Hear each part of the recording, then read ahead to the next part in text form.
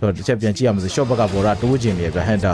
ကြည့်ရတော့ကတော့ have a map မှာ dog နေတဲ့ boy စစ်ပြီး dog nest ကိုပြက်ခွဲလိုက်တယ် heavy go နေတဲ့ပြက်ထွက်ပြီးတော့တီနီယောက်ဖြတ်နိုင်တယ်ဆိုပေမဲ့ dog ဝင်လာတဲ့ dog heavy go မှာပြက်ခွဲလိုက်ရင် for the streets ရနေထားမှာ35 second matches hand over rotation ကြိုက်တက်လိုက်ပြီးတော့ samples and matches ပဲကျန်တော့တယ် oh what a reaction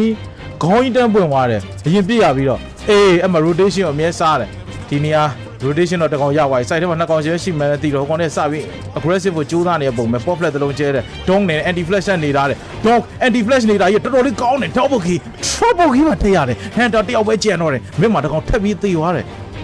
ဒီညနေနဲ့ outside ကိုကျတော့ဒေးခဲနဲ့လူကြည့်တော့ခု